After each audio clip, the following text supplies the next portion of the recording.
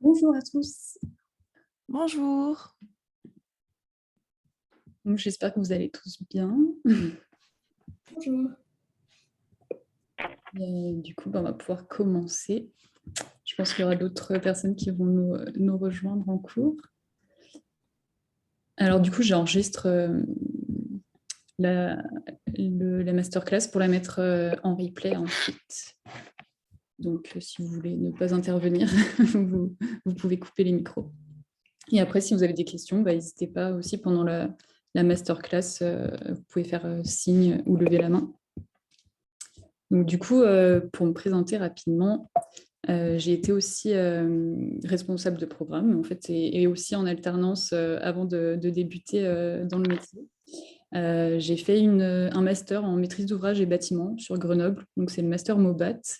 Après, je sais qu'il y en a pas mal qui sont à l'ESPI ou dans d'autres écoles.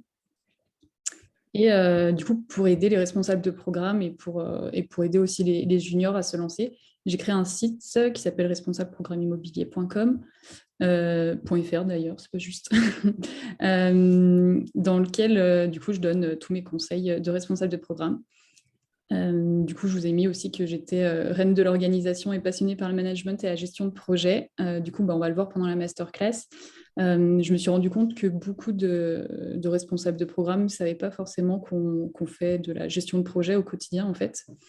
Et du coup, je me suis formée un peu à la gestion de projet et j'ai pu aussi vous écrire un guide sur ça, donc on verra par la suite. Et du coup, en parallèle de mon métier de responsable de programme, j'ai lancé une micro-entreprise dans laquelle en fait, j'aide les responsables de programme et promoteurs à mieux s'organiser et puis à mieux réussir dans leur métier. Donc, du coup, je vous rappelle un peu pourquoi j'organise cette masterclass. C'est pour vous partager le retour d'expérience, en tout cas mon retour d'expérience en tant que RP et sans filtre et en tant que tierce personne par rapport au retour que vous pourriez avoir par rapport à un de vos collègues qui est dans l'entreprise et qui sera un peu jugé parti. Le but, c'était aussi de vous dire un peu dans quoi vous engagez à travers ce métier de responsable de programme et d'identifier du coup les compétences que vous allez devoir développer tout au long de votre carrière. Donc du coup, j'ai décidé d'aborder ce sujet en vous présentant 6 points différents et du coup les 6 choses que j'aurais aimé savoir avant de devenir responsable de programme. Donc en premier, c'est les responsabilités et la complexité administrative des projets immobiliers. Donc sûrement que vous devez déjà le savoir, mais c'est une des notions la plus abordée, je pense, quand on est responsable de programme. Donc je vous ai mis un petit rappel du millefeuille administratif et réglementaire, en sachant que j'en ai sûrement encore oublié pas mal. On est confronté à beaucoup de contraintes, mais en même temps, ce qui paraît logique, car quand on fait un bâtiment, on a forcément un gros impact sur notre environnement et sur la façon dont on crée la ville, car en fait, on est un acteur de la ville. Donc du coup, on est contraint par le code de l'urbanisme, le code de la construction et de l'habitation, le code de l'environnement, le code civil, qui rappelle un peu aussi tout ce qui est en lien avec la VFA, qu'on retrouve aussi dans le code de la construction. Le code de la commande publique, pour ceux qui travaillent chez chez des bailleurs sociaux, on est soumis un peu aux mêmes règles que le code de la commande publique. Et même si on ne fait pas vraiment partie des marchés publics, on est obligé de respecter les mêmes règles. Il y a aussi tout ce qui est code des assurances. Donc, tout ce qui est en lien avec la sécurité de votre chantier et puis les assurances que vous allez devoir demander à vos entreprises. Ensuite, la loi Elan, ça fait partie un peu de tout ce qui est urbanisme. L'ARE 2020 qui est sorti récemment, donc tout ce qui est technique du bâtiment. Et dans tout ce qui est technique, on a aussi tous les DTU. Il faut aussi avoir des notions dans la fiscalité, avec notamment, par exemple, le Pinel, qui va peut-être encore évoluer. Tout ce qui est accessibilité PMR pour les personnes à mobilité réduite, etc. Donc, ça fait pas mal de choses à savoir. Donc, il faut savoir trouver les informations, se former et faire de la veille régulièrement, car forcément, tout ça évolue très vite, et surtout en ce moment. Donc, c'est assez difficile de se tenir informé. Donc, heureusement qu'il y a quand même des organismes pour nous aider à tout ça. Donc, il y a par exemple l'association Qualité Construction ou le moniteur aussi qui rédige constamment des des ouvrages sur tout ça. Donc, une autre difficulté que je trouvais qui est peut-être pas forcément assez, sur lequel on n'appuie pas forcément quand on est junior en tout cas, ou dont on n'a peut-être pas forcément conscience tout de suite, c'est la difficulté économique pour réaliser un projet immobilier. Même si on peut croire que le promoteur peut être une entité qui a beaucoup d'argent, quand on est responsable de programme, on ressemble un peu à ça. On a toujours l'impression de ne pas avoir assez d'argent pour mener à bien notre projet. Donc, peut-être que pour ceux qui sont déjà en alternance, vous avez pu constater ce détail assez crucial. Donc, tout ça est dû à plusieurs choses. Donc, d'abord, le foncier. On sait que le terrain, c'est le nerf de la guerre et c'est un peu le seul poste où vous allez surenchérir pour avoir le foncier, parce que forcément, si vous n'avez pas le foncier, vous n'aurez pas d'opération, donc pas de projet. Donc le foncier, c'est vraiment là où on va surenchérir pour l'avoir. Et ensuite, on va être contraint de tirer les prix un peu sur tous les autres postes qui vont suivre. Donc là, je vous ai mis les principaux postes budgétaires. Donc c'est tout ce qui concerne les VRD ou le terrassement et le coût de construction. Donc pour les VRD et le terrassement, on le détache toujours du coût de la construction, car c'est un poste qui peut être très aléatoire selon la nature de votre terrain. Et c'est là où on a le plus de surprises en général. Et pour la construction, ce qui était plutôt maîtrisé auparavant, aujourd'hui, on voit qu'on est un peu contraint et ça devient très difficile de réussir à budgéter le coût de construction avec du coup à la hausse des matériaux et la complexité des projets, notamment avec la RE 2020 qui vient de sortir. Donc, ça devient encore plus difficile de bien gérer son bilan financier. Et donc, tout ça, on essaye toujours de l'équilibrer. Enfin, toutes nos dépenses, on les équilibre en mettant en face notre prix de vente. Mais il y a forcément une réalité économique et une limite du marché. Aussi, en comparant, par exemple, le prix du neuf au prix de l'ancien. Parfois, même si les gens sont prêts à payer plus cher pour du neuf, il y a quand même une certaine limite et on ne peut pas forcément augmenter le prix de vente jusqu'à l'infini. Tout ça, c'est à mettre en parallèle avec une notion de risque. Et une notion de risque, ça veut dire avoir quand même une marge en face, parce qu'on ne prend pas tous ces risques pour au final ne pas gagner d'argent. Donc c'est pour ça que ça devient très compliqué de faire une opération. Et je trouve que quand on est responsable de programme, on a plutôt tendance à essayer de se protéger en provisionnant un maximum d'argent pour tous ces postes de dépenses. Mais en réalité, c'est quand même vraiment difficile pour un promoteur de réussir à maintenir une cadence dans la réalisation de ses projets et puis à maintenir une marge assez généreuse pour quand même réussir à faire tourner les agences au sein du pays, enfin, pour les agences qui sont au niveau national, enfin les groupes nationaux. Après, pour les plus petits promoteurs, c'est forcément une réalité qui est juste locale.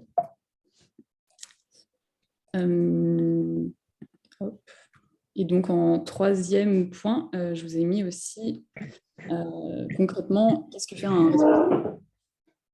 On a parfois un peu tendance à oublier de nous dire exactement ce que fait le responsable de programme dans ses missions au quotidien.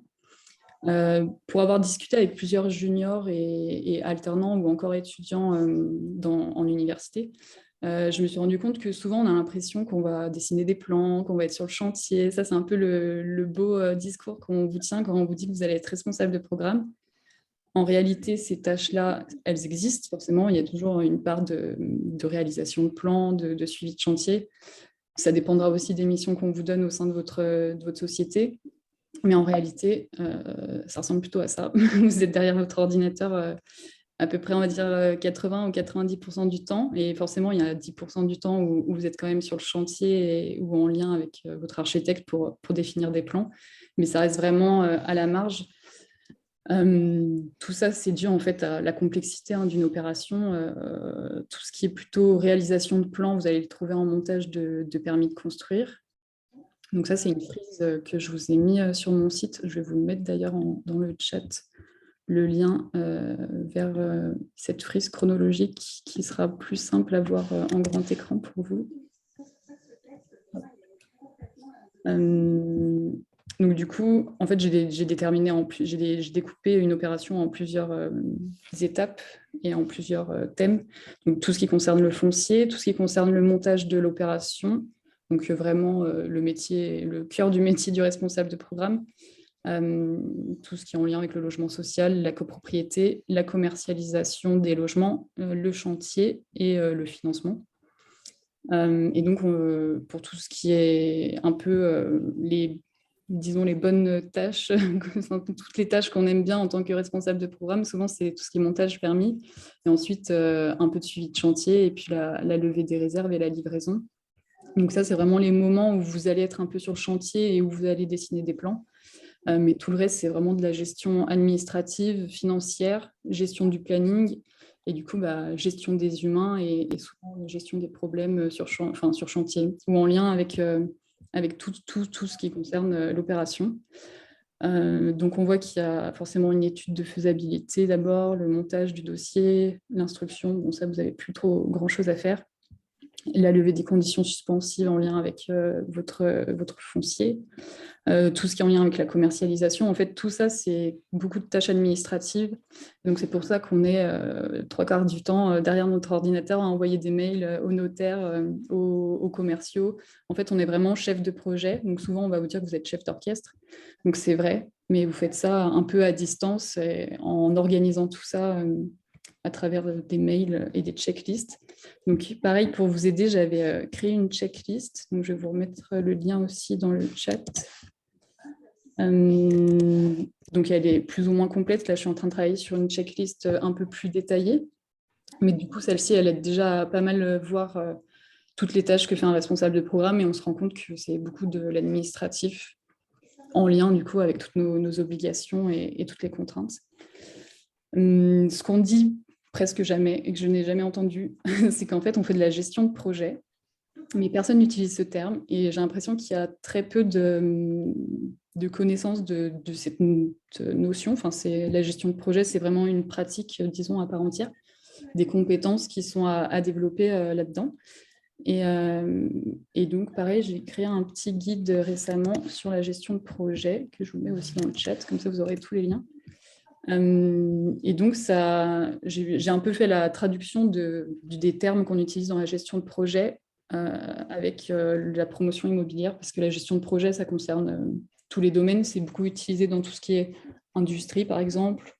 Et du coup, la gestion de projet, ça aborde tellement de possibilités que ça ne s'adapte pas toujours forcément à nos projets, en tout cas de projets immobiliers.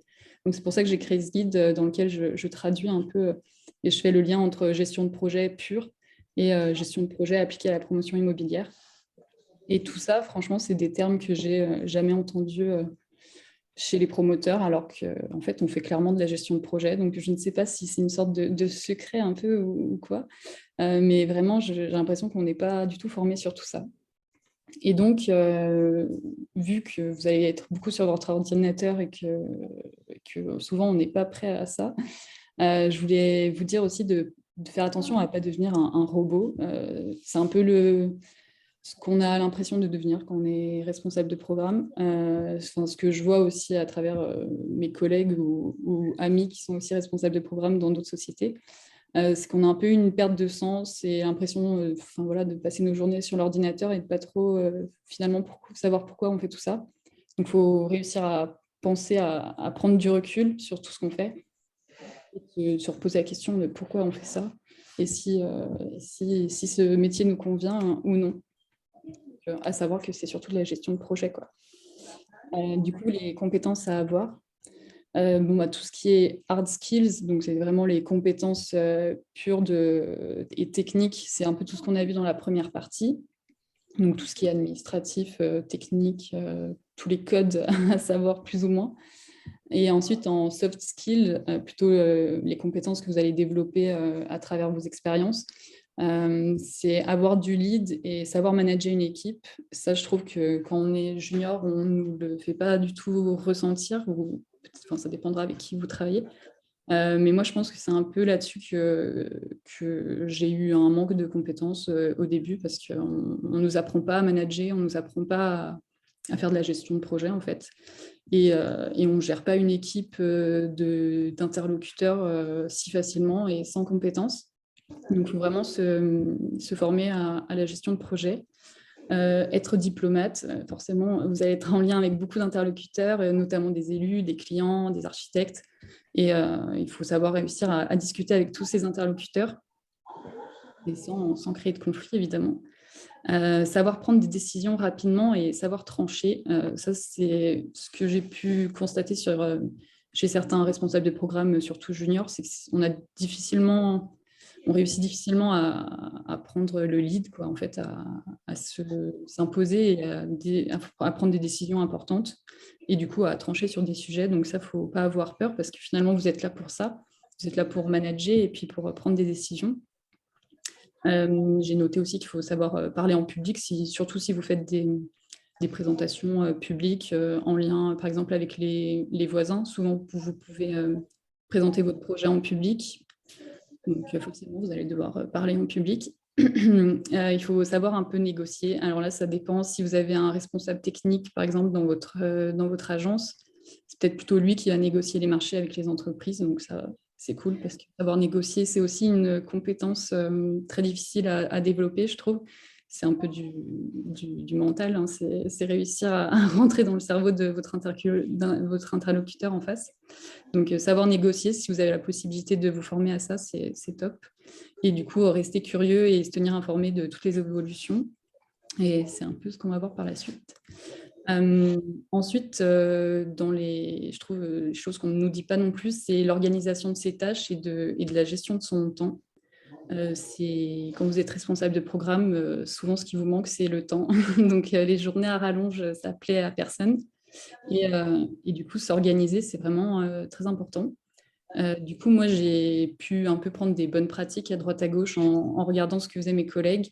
Et du coup, j'ai réuni tout ça dans ma mailing, enfin dans ma newsletter, en fait, que j'ai créée récemment aussi. Donc, c'est les axes du responsable de programme. Donc, du coup, je vous donne un peu tous mes conseils pour vous organiser, les petits outils à utiliser pour être plus productif et mieux s'organiser dans la gestion de ces tâches.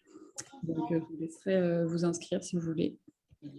En cinquième point, j'ai noté l'adaptation au changement, car c'est aussi un point, je trouve qu'on aborde très peu, c'est de savoir qu'on va devoir faire face à de nombreux changements.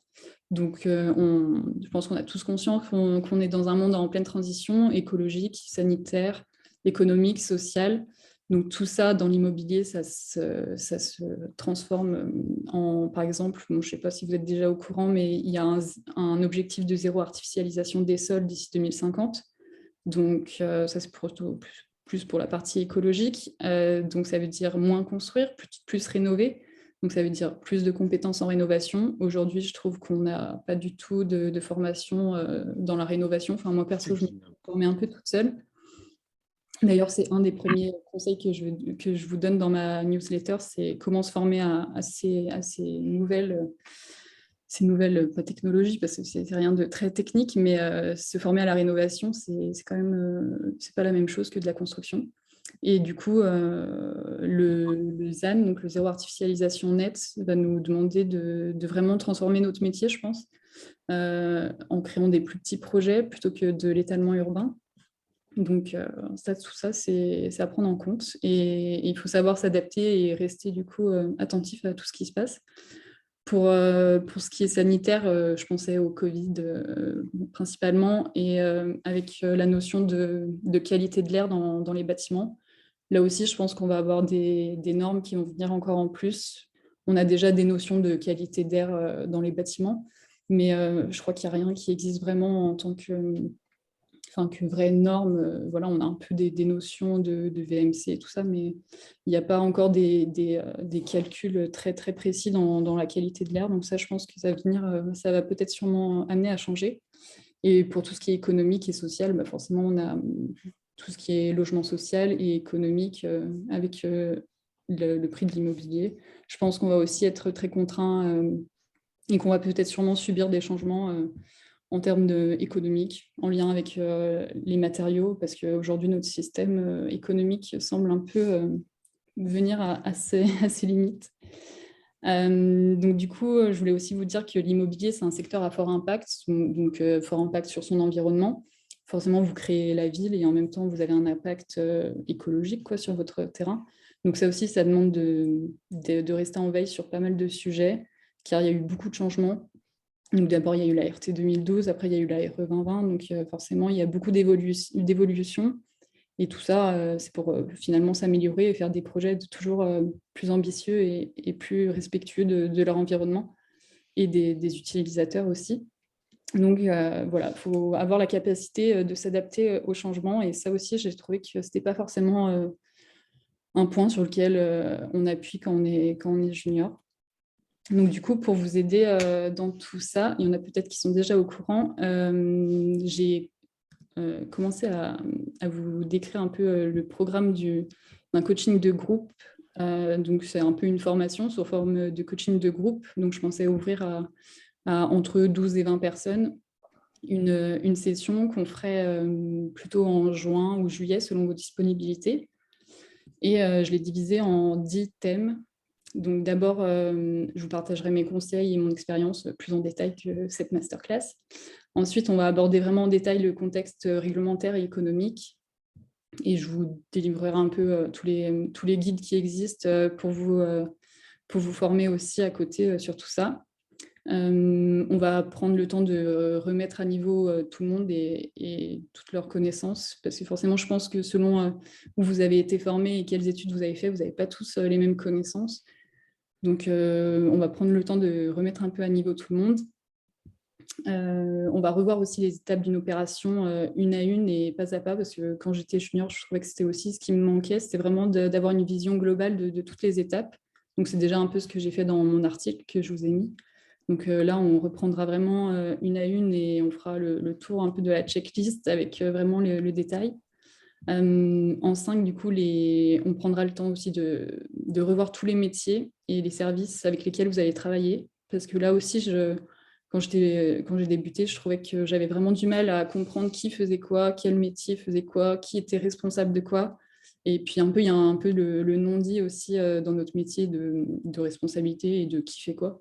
Par exemple, les comptes rendus chantier, qui est-ce qui les écrit, ou les comptes rendus de réunion, souvent c'est donné à l'architecte. Et puis il y a d'autres personnes qui préfèrent que ce soit le maître d'ouvrage qui les écrive. Donc ça, c'est un peu des codes du métier à savoir. Ensuite, on fera le tour aussi de tout le vocabulaire professionnel à savoir et un peu tous les noms de codes, genre CCAP, CTP, CCAG, enfin tous les noms un peu bizarres qu'on peut avoir et qu'on ne connaît pas quand on est junior, sauf, en fait, on les connaît petit à petit avec l'expérience, donc forcément, c'est un peu compliqué quand on débute. On fera aussi le tour des outils de travail. Là, je suis en train de travailler justement aussi sur un guide qui présente tous les outils qui existent, sur tous les logiciels.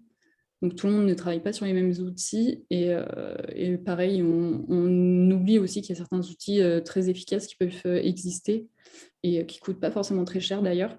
Donc, ça peut être aussi l'occasion d'en parler après avec vos managers pour mettre en place certains logiciels ou certains outils pour améliorer vos pratiques. Donc aussi dans la même idée, on fera le tour sur les bonnes pratiques du métier. Du coup, là, si vous vous inscrivez à ma newsletter, vous verrez aussi certaines bonnes pratiques que je partage. On fera le tour aussi des réflexes professionnels à avoir. Donc là, je pensais surtout à comment éviter les risques. En fait, c'est plutôt de la gestion de risques. Il y a certains réflexes qu'on a quand on est responsable de programme, et encore plus pour les directeurs de programme. Et du coup, on fera aussi le point sur tous les réflexes à avoir, par exemple, au moment d'un dépôt de permis de construire. Et enfin, en 10, je vous dirai aussi comment vous préparer au changement et quels documents suivre, enfin, quels organismes suivre pour être vraiment en veille constamment sur les évolutions. Du coup, le format, c'est 15 heures. Donc, du coup, il y a 10 thématiques qu'on fera en live sous forme de coaching de groupe d'1 heure et demie. Je vous mettrai à disposition aussi un salon Discord pour qu'on discute en permanence dessus et puis durant laquelle toute l'année prochaine, vous pourrez discuter pour vous entraider. Du coup, on pourra faire un accompagnement personnalisé pour les personnes qui ont besoin d'être accompagnés personnellement et qui ont des questions vraiment précises. Et du coup, vous aurez un accès au replay toute l'année qui suivra et toute votre vie. Donc, tout ça, je l'ai mis au plein tarif du coup pour les plus de 25 ans à 177 €. Et pour les personnes qui ont moins de 25 ans, j'ai baissé le prix parce que ça c'est quand même un petit budget pour quand on est encore étudiant. Donc, du coup, je l'ai mis à moitié prix à 88 €. Donc, du coup, pour vous inscrire, je vais vous mettre aussi le lien vers la formation. Et puis, si vous voulez aussi après continuer de suivre un peu tous les documents que j'ai mis sur mon site, du coup, tout est dans les ressources. Du coup, je vous mets le lien. Du coup, il y a déjà plusieurs personnes qui se sont inscrites. Donc, j'en ai 6 et je pensais faire un groupe de 12 ou 20 personnes selon le nombre de demandes que j'aurai. Donc, vous pouvez postuler en remplissant le formulaire que j'ai mis sur mon site. Et puis voilà. Et du coup, si vous avez des questions, je peux y répondre.